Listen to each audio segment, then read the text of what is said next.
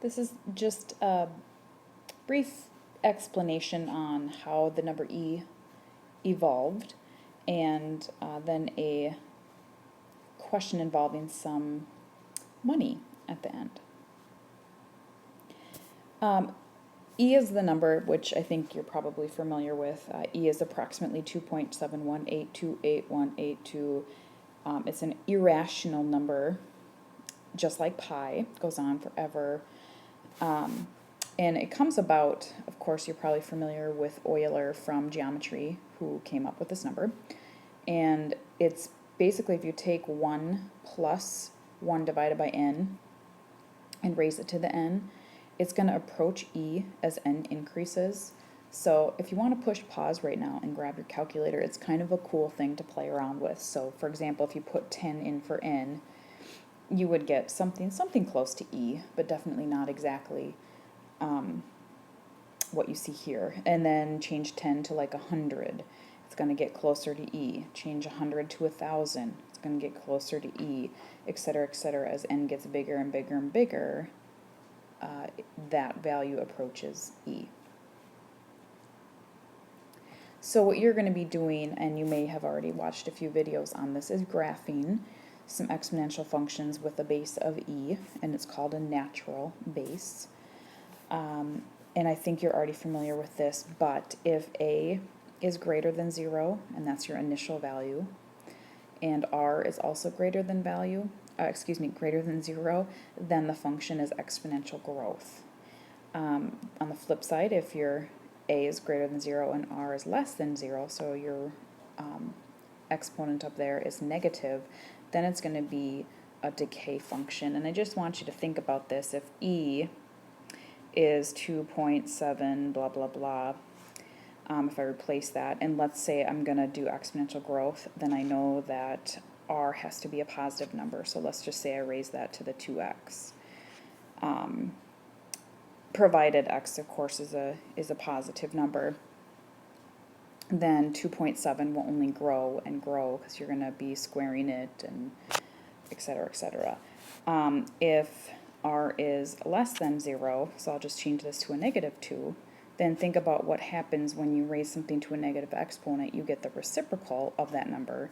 So instead of 2.7 blah blah blah, or e, it's going to be 1 divided by e, hence your base is no longer going to be larger than 1, and it will make a decay function. So if you forget that, just think about what's happening. Think about what's happening to that base of e. Then last but not least, we're going to look at a continuously compounded interest problem. You'll want to familiarize yourself with this formula right here, although you don't have to memorize it. So when interest is compounded continuously, and I'm going to kind of highlight that, the amount A in the account after t years is given by the following formula. P is the principal amount, and you're familiar with that from section 7.1. R is your interest rate, which you also are familiar with, and make sure you express that as a decimal. And E, of course, you know, is just a constant. That's the irrational number. So if you know how much you put in the bank, you know your interest rate, you know your time in years, you should be able to figure out the amount in your account after that time has gone by. So we'll do a quick example. So this example says you deposit $3,500 into an account that pays 4% annual interest compounded continuously. What is the balance after 1 year? So it's important to note that it's compounded continuously. Obviously on a quiz or test, I'm not going to have it highlighted in red like I do here. So you've done problems like this where it was compounded quarterly or monthly or semi-annually, everything but continuously. So the key word when you see continuous is that you're going to use the PERT formula, or A equals PE to the RT. So knowing that, picking out the bits of information that are important, you're going to deposit $3,500. So that is your principal amount, or how much you deposit. And your interest rate is obviously 4%, so remember you move that decimal to the left 2 places, and your time is 1 year.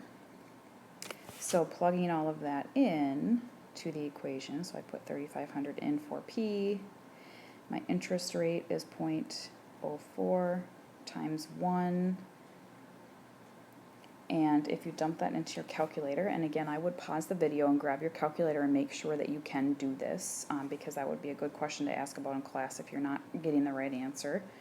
And you should get $3,642.84.